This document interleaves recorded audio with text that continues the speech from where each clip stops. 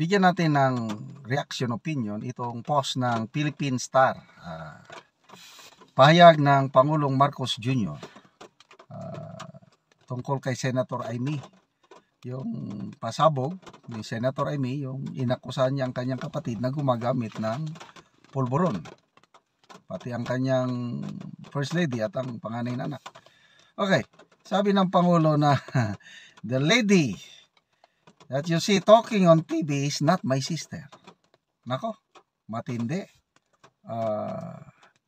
Sabi niya, that view is shared.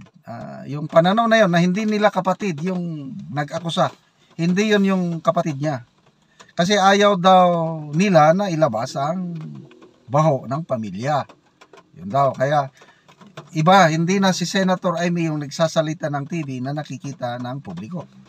Yan daw ang pananaw ng kanyang mga pinsan, mga kamag-anak. Kaya sabi niya, we are very worried about her. Sana she feels better now. Sana maligaya ka na ba sa iyong ginawa pagkatapos mong magsalita, ibulgar yung paggamit ko ng ano. So grabing away na ito. Ano kaya kung si First Lady Imelda Marcos, ano kaya ang pakiramdam niya ngayon? I'm sure, nalaman niya na yung ano. Kasi, before itong pangyayaring ito, mayroong interview ni Senator Amy, interview niya sa DZRH, Deo Macalma. Sabi ni Deo na, bakit si First Lady Imelda, bakit hindi siya makialam? Kasi, yung nangyayari ngayon, Martin, away-away na, Martin Romualdez, PBBM, hindi, ang nanay ko galit na rin, sabi niya. Hindi niya na gusto ang ginagawa ni Bongbong at Martin. Gagalit na rin. Yan ang pahayag ni Senator Amy bago itong pasabog na ginawa ni Senator Amy sa Iglesia ni Cristo Rally. So, ano kaya ngayon?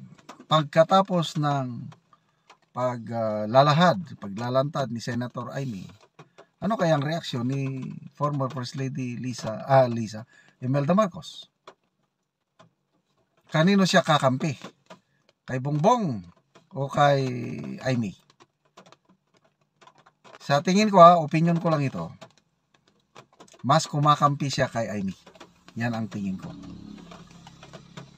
Kasi bago mag-eleksyon ng May 12, nakita ko talaga si First Lady Imelda, kinakampanya niya si Senator Amy. First time kong nakita nung election nung 2022, hindi naman nangampanya walang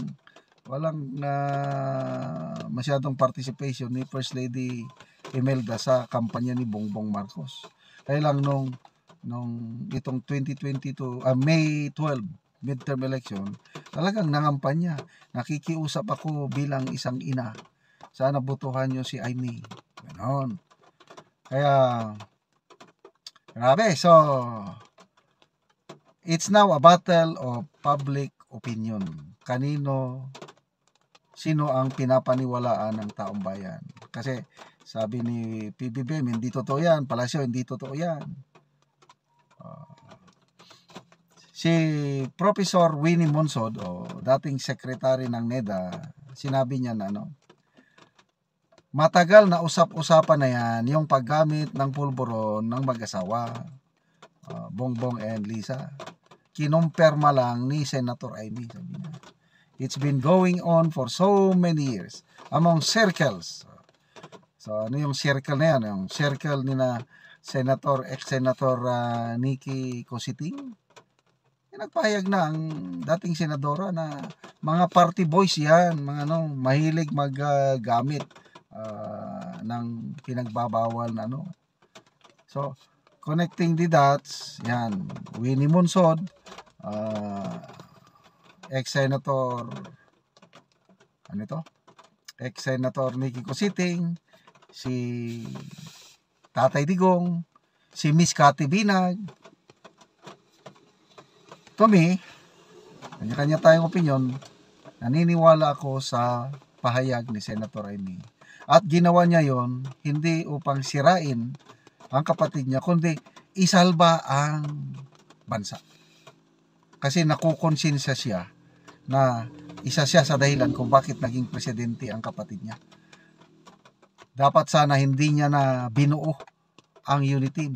Kasi kung hindi gumalaw si Senator Amy, imposible na maging magkatandem si Mayor Sara at BBM. Kasi hindi kilala, hindi close ni BBM si Mayor Inday Sara. It was Senator Amy ang talagang kaibigan ni Mayor Sara pa noon. Pahayag yan ni BP, narinig ko. Matagal na silang magkaibigan ni Senator Amy. So, nang dahil kay Senator Amy nabuo yung unit team. Nang dahil kay BP Sara, bumoto tayo sa isang candidate BBM, akala natin ibabangon niya muli ang bayan. Ba't baliktad? Bayan, babaon muli, babagsak muli. Nabudol talaga tayo, kailan wala tayong magawa eh. Nandyan na yan, ayaw niyang mag-resign, ayaw niyang magpa-testing sa buhok, na sana once and for all, matuldukan ng issue na ito kung magpa-testing lang siya sa buhok. Ayaw man niya. Anong ibig sabihin nun? Takot siyang malaman ang katotohanan.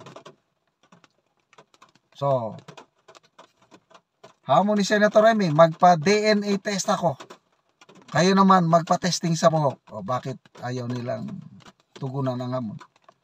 Pati si BP Sara, sabi niya, pag hinahamon kayo ng taong bayan, hindi ka pwedeng humindi.